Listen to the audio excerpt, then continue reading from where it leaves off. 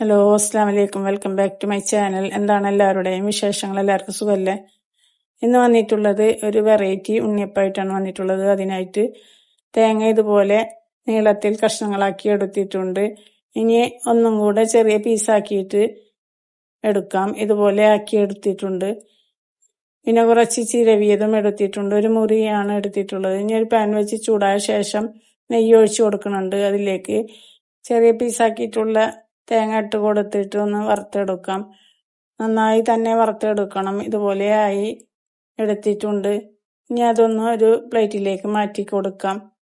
അപ്പം എല്ലാതും ഇതുപോലെ ഒരു പ്ലേറ്റിലേക്ക് മാറ്റി കൊടുത്തിട്ടുണ്ട്. ഇനി തേങ്ങ ചിരവിയത് ഇട്ട് കൊടുക്കാൻ ഒരു സ്വല്പം കൂടി നെയ്യ് ഒഴിച്ചു കൊടുക്കുന്നുണ്ട്.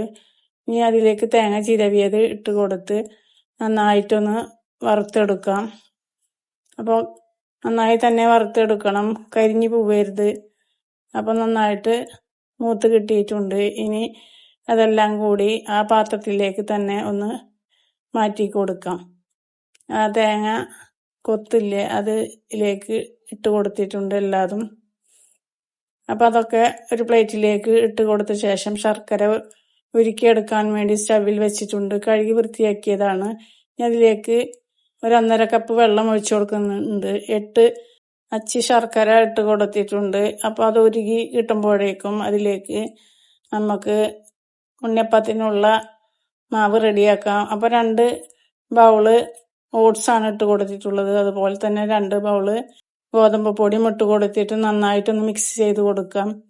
അപ്പം എല്ലാതും നന്നായി മിക്സ് ചെയ്ത് എടുത്തിട്ടുണ്ട്. ഇനി അതിലേക്ക് ഒരു 1/4 ടീസ്പൂൺ ഉപ്പിട്ട് കൊടുത്തിട്ടുണ്ട്. ഏലക്കായ ചതച്ചത് ഇട്ട് കൊടുത്തിട്ടുണ്ട്. നല്ല ജീരകം ചതച്ചത് ഇട്ട് കൊടുത്തിട്ടുണ്ട്. പിന്നെ തേങ്ങയും എല്ലാതും അതിലേക്ക് ഇട്ട് കൊടുത്ത് മിക്സ് ചെയ്ത് കൊടുക്കാം. അപ്പോൾ എല്ലാതും മിക്സ് ചെയ്ത് കൊടുത്തതിന് ശേഷം അതിലേക്ക് ശർക്കര ഉരുക്കിയത് ഒഴിച്ചു കൊടുക്കാം. അരിച്ചെടുത്തതാണ് ശർക്കര. അപ്പോൾ അത് നന്നായിട്ടെല്ലാം കൂടെ നന്നായി മിക്സ് ചെയ്ത് കുറേശ്ശെ ഒഴിച്ചു കൊടുത്ത് നമുക്ക് ഇളക്കി കൊടുക്കാം. അപ്പം എല്ലാതും ശർക്കര അതിലേക്ക് ഒഴിച്ചു കൊടുത്തിട്ട് ഇളക്കി കൊടുത്തിട്ടുണ്ട്. ഇനി അതിലേക്ക് പാകത്തിന് വെള്ളം കൂടെ ഒഴിച്ചു കൊടുക്കുന്നുണ്ട്. അപ്പം ചെറുതായി ചൂടായിട്ട് ഉള്ള വെള്ളമാണ് ഒഴിച്ചു കൊടുക്കുന്നത്. നല്ല തിളപ്പിച്ച് എടുക്കണ്ട, ചെറിയ ചൂട് ഉള്ള വെള്ളം ഒഴിച്ചു കൊടുത്താൽ മതി. അപ്പം എല്ലാതും ഒഴിച്ചു കൊടുത്ത് ഒരു പരുവത്തിലായി എടുത്തിട്ടുണ്ട്. ഇതുപോലെ ആക്കി എടുത്തിട്ടുണ്ട്. എന്നിട്ട് ഒരു സ്വല്പം കൂടി വെള്ളം ഒഴിച്ചു കൊടുത്ത് മാറ്റി വെക്കുന്നുണ്ട്. അപ്പം എല്ലാവരും ഇതുപോലെ ഒന്ന് ഉണ്ടാക്കി നോക്കുക.